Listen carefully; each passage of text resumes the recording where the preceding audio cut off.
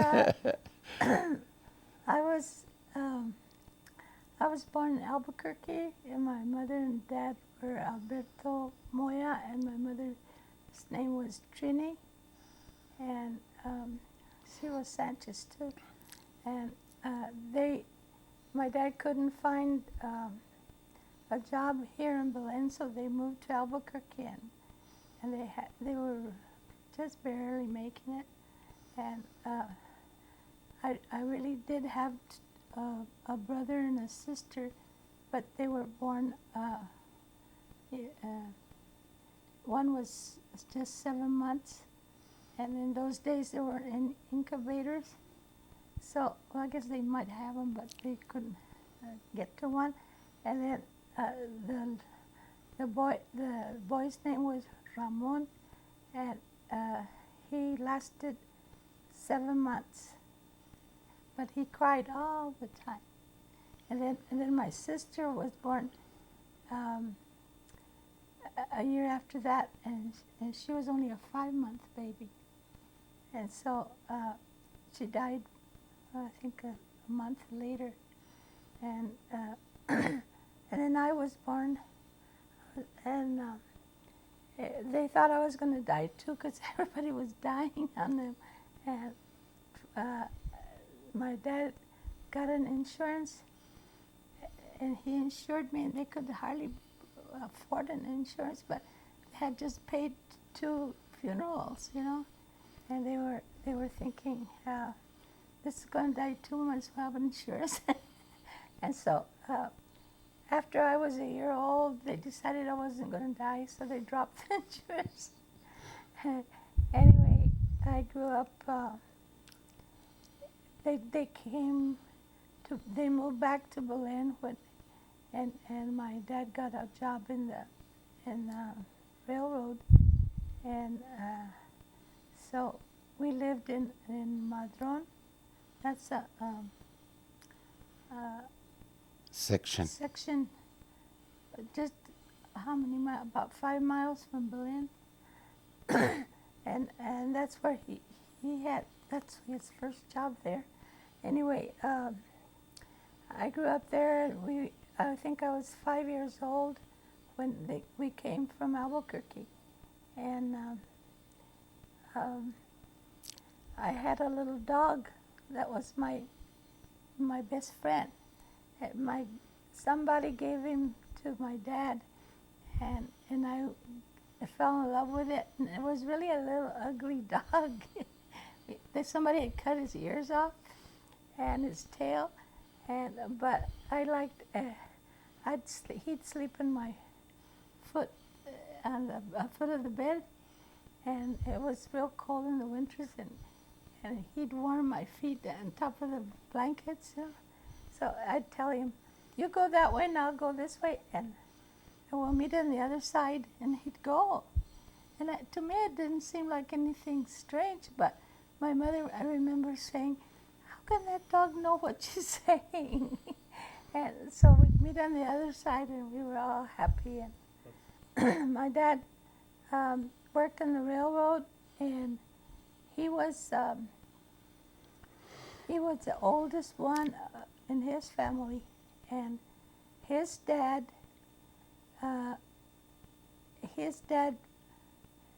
was one. I think there were like 6 or 7 of them, but Tata's grandpa, he came on one of those wagon train from Mexico. This was a territory still then, so he came from Mexico. There was 2 kids, Grandpa's, Tata's dad, and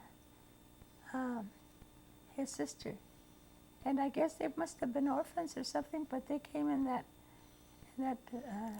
wagon trail, and they grew up here, and they were both redheaded and green-eyed. And then they married into some Vallejos. They married 2 brothers and sisters, and the Vallejos were more Indian Indian than Spanish. So that some of Tata's cousins have blue eyes and some are dark. So there's a mixture there. But Tata always said that we don't have any relatives here. He says, because that's the only two people that came from Mexico in that train. There's some other Moyas, but they're not related. Anyway, my mother, my mother was raised by her uncle. She had a brother and a sister, and the sister was the oldest, and then her brother, and she was the baby. And when my grandmother got pregnant from my mother, she was only like a month, and they still didn't know she was pregnant.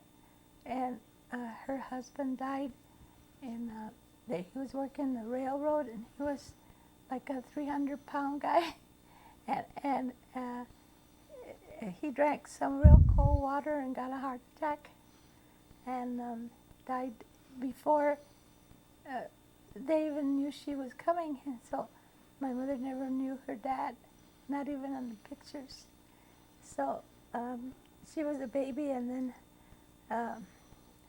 my grandmother, every time she had a baby, she'd get a nervous breakdown, and so she'd have to go to some place where they could help her. And so the uncle and the aunt raised her and her siblings, and then the uncle died and the aunt died. So the oldest girl, which was Shona Concepcion was her name, and they called her Shona, and she raised my mother and my uncle Celedon, and so my mother, I think she met my grandpa, my dad at a dance in Bolivia, and then they got married later, and so my mother's sister didn't get married till later because she was raising the kids, so she postponed her marriage. Grandpa, how about your grandfather? Well, that is a pretty good story. They tell us that in the old days, I guess they would be in certain camps, and there were a lot of raids, and there was Indians around, and one time they came and they would steal the children and the women, but it would work both ways, vice versa. And one time they captured, they got my great grandpa, and the Indian chief brought him up like a son, and so he was really didn't know anything else, and since he was real small until he was big enough, and then the rest of the tribe were getting jealous because this person that wasn't from the tribe was gonna probably become the chief after the chief would die, and they had been planning to kill him, the rest of the tribe, but the chief found out what they were going to do, so he told him, well, I've got the best horse I have here. Tonight you get on it and you go away from this camp because the rest of the tribe here, they want to kill you, and so they gave him instructions, and they told him and keep on riding towards the sun.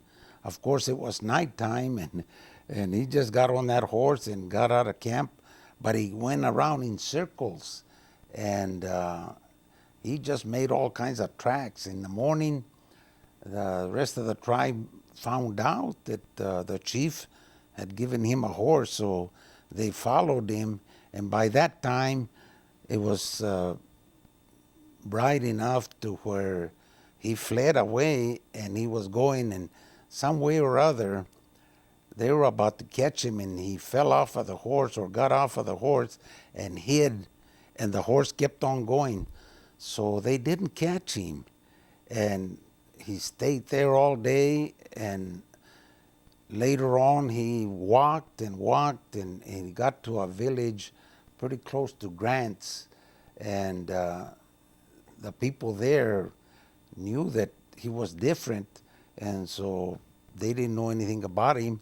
But later on, they found out that he was the boy that the Indians had stolen, and so they got a hold of the family, and they were really happy to get him back. And then what happened after that? That's all. He just got into the family again, and that was quite a thing to get away and not be killed. And He became a grandpa after that. but he got away, His name was what? and Jose Maria. was it Jose Maria? Yeah, Yeah. there was a bunch of names that they had there. But later on, as our family grew up, they tell us that as my uncles and aunts, as they would be getting married, they would live like in a commune. Like the Indians do, they'd add another room, and they'd live all together. And They Yeah, added to the houses. I guess that was the way to live then.